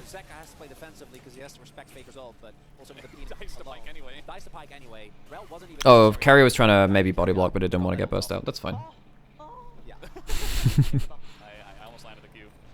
And, well, didn't happen. Close. Didn't quite happen. I mean, Peanut was a Vine who had flash and potentially Q. get away at that point, so we don't blame this time, Carrion. Meanwhile, Viper trying to protect the control ward. But yeah, the mid lane situation was pretty dire before that. So now, now the thing is, right, Zek is still behind. Also, guess where we've seen Peanut? We've seen him in top lane, we've seen him in bot lane. We've never seen him have an angle towards bot lane. We've seen him in mid lane and top lane. We've never seen him have an angle towards that. Faker is so far ahead, and with the alternator as well, your laning trades get really, really nasty whenever that's up. Look how many wards there are here as well. No, Peanut has no answer, no angles towards bot lane, and there's no setup in bot lane besides a Gravitum as well. Like, you're realistically never getting a good play towards this lane, which means that Viper and Delight have to play with 0 vision and 0 help for the rest of the game, and that's why they've slowly fallen behind. Like, what do you do here? Hook actually does land this time. Okay. So that's something. They get a bit of a trade back, but it's only Ignite out. Zeka has package, but I don't think you can use that for anything. Dragon's up, but they've already... Wait, can they do anything? Zeka has package. Can they win a dragon fight? I don't think so, man. They're very far behind. They're very, very far behind, actually. You have teleport from Zeus. Maybe Doran can have a better fight than Zeus, because Cassante is Cassante at 1 item. Now what Faker's looking to do is trade as hard as he can with Zeka. Now this is a thing that you can do, right? Now you're not looking to kill him here, and he has got a Hex Drinker. You can just throw the ult at him and just hope that he packages away from it, so he can't use the package on anything else. I want to see if he does that here, actually. He might do that here. Nah. Okay, so actually there's no dragon fight, so nothing's happening there. You're not going to have time to use it for Herald, because it will have timed out by then. Yeah, it's just ran out. He doesn't get to use it for anything. So Chemtech tracks down, and it's an Ocean Rift, and you know that because the map is absolutely bugging out. You have six grubs in matchups where you're hitting towers. Now Faker's hitting mid lane tower, Zez can hit top lane tower. We talked about how Yone is very good at that before. He's one of the best grub unisers in the game. And then Viper and Delight. Yeah, they can probably wave clear okay. You can see there's only 1 plate taken down towards bot side in the 2v2. Okay, what's happening here? Ooh, okay, that's fine. But what Oner is doing again, he's just making sure he knows where Peanut is. Faker feels safe to hit this turret because he knows where Peanut is. Zez just hit level 6, he can teleport back with the next... He's going to get Blade, and then this laning phase is going to be so over for Doran. Yeah, but Zeka doesn't get to play the game. He never gets to leave lane. Look at the mid lane vision which Faker has. Orianna is a very broken champion if she can just hit you under turret. She's one of the best champions at trading under turret in the game from mid lane. The other one really being Victor. Victor is very good at that because he has the extra shield as well. But Victor and Orianna, they just trade so hard so quickly with low cooldowns that you can't stand on even under turret. It's really annoying. Okay, Faker gets an instant wave clear, 6 grubs. Zeka has to burn Valkyrie immediately. His turret's been taken. First turret in the game. Oops. Looks like an SKT 2016 game. I'd say 2015, actually. 2015 is when they were like full push, full court push. Well, 2013 as well. I think 2016 things changed a little bit. But even then, yeah, no, there's something to that. I really like these LCK reviews as I mostly watch the LPL matches. It's good for me too, honestly, because I miss some of these games live, and it helps me kind of get a better picture on how the world is playing, because I don't think you can ever look at one region and say this is how the game is meant to be played. It means that you can be informed and when you're calling out a team. Like if I say that this team is not playing this well, they're playing this wrong, I can use examples then and say, well, I've seen teams do this successfully in this region. Which is why when I look at LEC, I don't say that Lucian is a bad pick. I say that LEC is bad at playing Lucian. And the same with LCS. Because when I see Gumayushi playing the pick, or when I see Elk or Ruler playing the pick, I have good examples of how they make it work and how the Western regions don't make that work. Now, what's interesting to me is actually, LPL does not do very well at playing Orianna. So what I'm trying to learn in some of these matches is say, well, okay, why is LPL not making Orianna work, and how can LCK make that work? And, you know, right here we're seeing that T1 has managed to lock Corki into a lane where Orianna can just brutalize them. I think that on the whole, LPL's not been great at locking mid lane into bad laning situations. And I think that's maybe why Orianna's not as good in the LPL. because mid laners are better at getting out towards skirmishes themselves, but then also the teams with the Orianna are much worse at securing Orianna an individual 1v1 laning phase in mid lane. It's not really been our specialty. You know, we're much better at playing stuff like the AD LeBlanc and the Akali, which, and the Azir, which are much better when they're out of, well, I mean, Azir's good at lane too, don't get me wrong, but, much better at kind of like committing to the first fights of the game. I think what LPL is very good at, actually, is after, you get different lane assignments and lanes start switching around the map, is getting something like a Nash's Tooth Azir onto side lane outer turrets to get a lot of gold. They're normally very good at that. So I think that, ooh, okay, Zers catches Peanut trying to get vision, but he's walked over so many wards to get here. Yeah. Carrier might die for this. Yeah. Cassante things. What's something that the LCK does worse than the other regions then? I mean, you have to compare it to LPL, right? I think LCK and LPL, I mean, it's light dead here. Oh yeah, he just he waits for the, that's cool, that's fun. Watch out for this. So, he's waiting for the Milio Q because that will stop his engage. So he literally waits here, the Q's down, then he goes for it. Shockwave hits him, full combo, dead. And as we were saying before, the Milio ult does not stop the CC from the Shockwave and then from the Rel combo really, because there are a lot of his knockups. But yeah, back to the conversation of what does LPL do worse than say LPL? What does LCK do worse than LPL? Because those are the two regions that you're really comparing to each other. I think that LPL is pretty good at getting gold in mid game from out of turrets. I think that LCK can sometimes struggle to do that. That's a pretty weak one though. I think actually no, LCK is not bad at that. It depends on the team. I think that LPL is much better at playing through and then brutalizing a game through a level 1 laning lead in bot lane. If you look at BLG, Top Esports, NIP, if they have a winning 2v2 in bot side, that's effectively game over. If you look at like the way they play Varus Ashe or Kalista Renata, they are very, very good. And we even saw like an Ezreal Ashe the other day too. Very, very good at playing through 2v2 at level 1, 2, 3, just full sending it, getting a lead, and then winning the game off of that. I think that LPL is specifically good at that. I don't even think LCK is bad at this. I just think that LPL, it's their specialty, and they're very good at it. And I'm very interested to see if that will work at MSI, because actually, Goomer and Carrier are one of the best lanes in the world at doing that too, actually.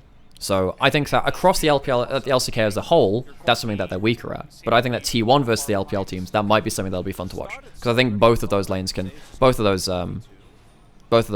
like teams and the best representative of them can do very well at that. Because the Peanut is just trying to get onto the bloody map, man. It's so hard for him to achieve anything. He has Flash, he has ult, but he's off HP right now. Zez is on a flank angle. Everyone's turned up to this. Carrier might be able to, he might get caught. Zeka has package at least. Shockwave's back up. But they're tanking the dragon, man. This is really annoying for them. I don't think you care if Pyke's low HP. So, Oner... Oh, stopwatch stops the Vial as well. Yeah. Faker still has a Shockwave, by the way. Okay, let's slow this down. Slow this down. So, what are you looking to do here as HLE? You're looking to get the dragon, stop Sol. Hey, Sam. Well, stop Sol point. Cassante's used double. So... Doran's used W, so he can't be unstoppable front lane. He's not in the position to be a good front line either here. He gets the knock-up. Peanut tries to smite on a drive-by to try and get towards the back line. Viper's running hell for leather, but he doesn't have Ghost. He has the campfire to increase his range. He gets the shockwave. Oh, he's just tunneled in too much and trying to get towards the back line. As a whole, HLE have tunneled in way too hard onto the back line. What's happening with the backline as well? So Corki doesn't even join them on the backline because you've got 3 people of Oner, Carrier, and Zeus trying to... Well, they're disrupting things. Oner's actually dragged away from the dragon by Doran. That's what he's ended up doing there. But he manages to get back onto them. Great stopwatch by Faker. Zeus still has ults. Yeah. He doesn't manage to catch Zeka with that, but that's fine. He has W shield. But, like, HLE just tunnel far too hard onto getting those backline carries, man. It's really hard fighting. By the way, it's really hard fighting dragon fights as blue side now, because before your entrances were where were your entrances? They're around about here, and there was a wall there, and you'd get one here. These were your 2 jungle entrances, about right, something like that. Now So that means that you can take the fight still around vaguely. You could take the fight around this kind of area and you'd be fine with it. Because you could still retreat down like this way. You can't really fight in kind of this area now as easily, the one which they're in, because you have this angle where there used to be a wall. One of the things which I think, so BLG and the LPL do this really well.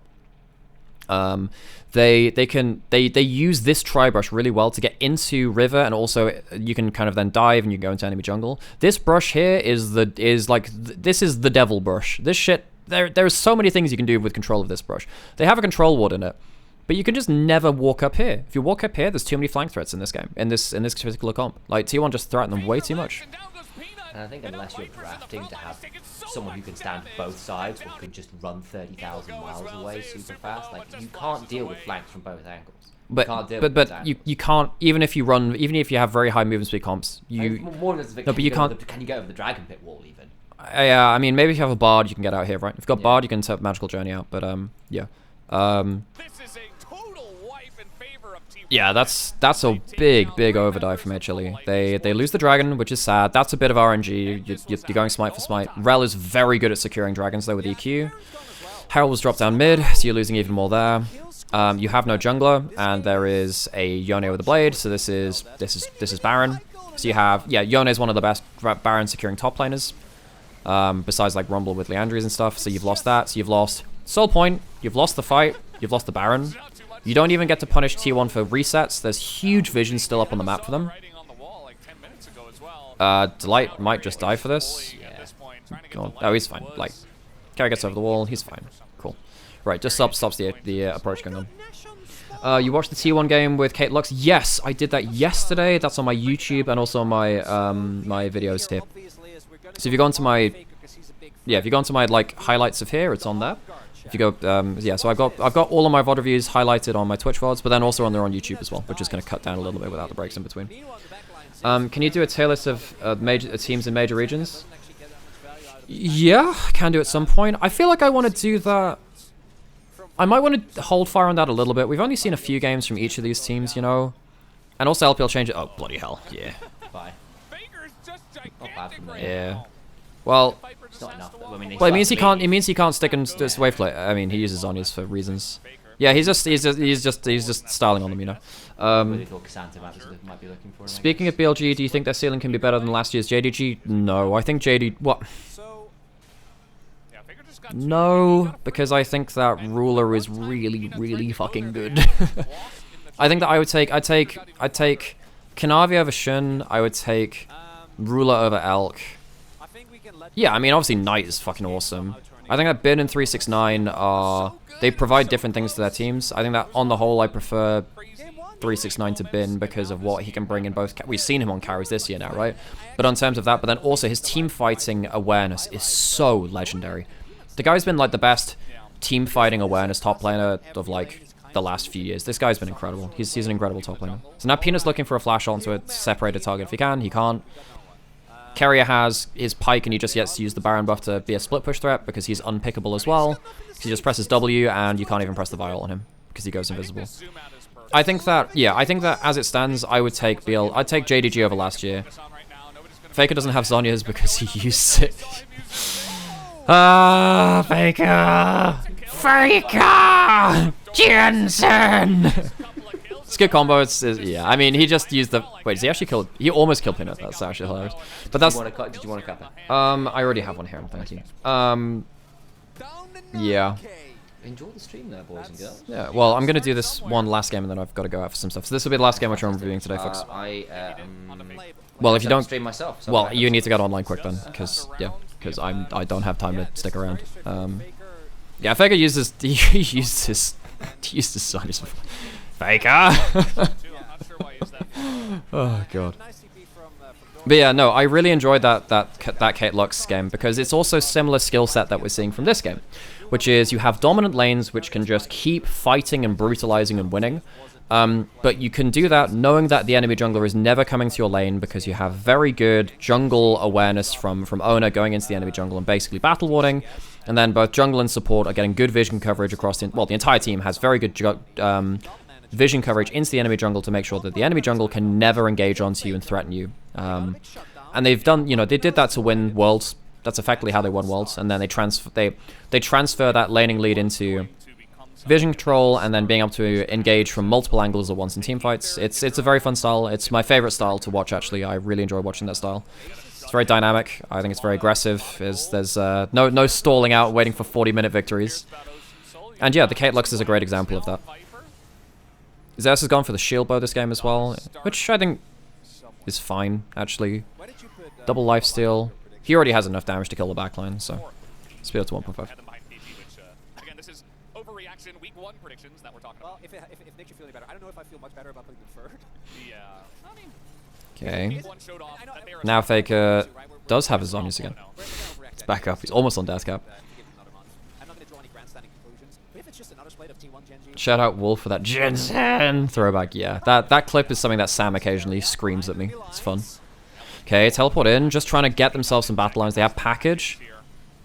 But again, going Vial into a Zhonya sucks. And Faker's just putting the ball in Rivet, the hook lands. That's not a bad package. Faker still has Shockwave. Oner gets a combo, the shield's coming up soon. Doran has to drag Faker away, but that means he can't be there to help the rest of the team. Faker probably kills him anyway, so Doran is given his life for this.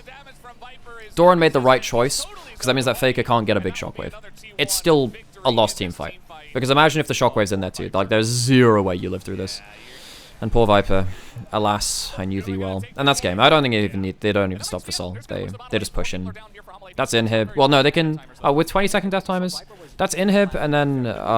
that's inhib, Dragon, reset, Baron, probably. I think. Wait, do they finish it? Really? What ults do they have? They have Shockwave still. Yeah, they still have Shockwave. They can actually still play this. Yeah, and they use it there, so they get the free kill. And now they don't have the front line. With Zhonya's down and Faker taking so much damage, it might not be end of the game. Good heal. Yeah, he dies though. Oh, misses a Q onto Zeka. Okay. Oh, God. Yeah, they should have backed off. Inhibit out, man. Ooh, almost a double reset. Guys. Okay, right. So they get some shutdowns, importantly. They get some shutdowns, which is nice. Yeah, I mean, Zeka's had an awful series. He's been punished so hard by T1. He's played badly, but T1 have made him... They've forced the errors, but the errors were bad. So, you know. And then there were also some unforced errors as well. So that's just kind of sad there from HLE. Okay, so Oner's here. They don't have everyone here, so that's going to be an objective bounty at least. Oh my god, he gets it anyway. Are you kidding me? Does he Hex? He just W's over. Oh my god, Oner. And he has Ocean Soul too, so if he damages someone, he's going to keep regenning up. Yeah, so now he's got Ocean Soul ticking. Oh, almost lives through to his combo. Shockwave hits, dead. Because HLE, they're playing a very frantic style now where they're trying to claw their way back into the game, but they don't have accurate timing of the reset timings of T1s. They managed to get back onto the map. Base is just dying to minions. Carrier gets to kill Delight. Yeah. He has Blood Song as well, so he actually has Sheen damage. Yeah. Well, seriously well played from T1 in this series. I think they were very cohesive with the way that they stopped Peanut from ever having impact. They punished the Vi early on into the game, and then they had 3 winning lanes. So it's going to take teams that can actually contest T1 in lane to actually face up against them. This is such an oppressive style of play. It's so oppressive. Because they win lanes, the jungle walks into your jungle and makes sure that you can't stop those lanes from winning. That's really nasty. Okay, folks, that'll do it for VOD reviews for today. I got other stuff I gotta do. It's been a 3.5 hour stream. That's not too bad. So what I'm gonna do is I'm gonna find someone else to raid you over to if that's okay. But thanks everyone for joining. And yeah, I'll see you. So so my partner's coming over for this weekend, so I'm actually taking a break. But I'm gonna be back Wednesday, Thursday, something like that. So I'll have some LEC games to review.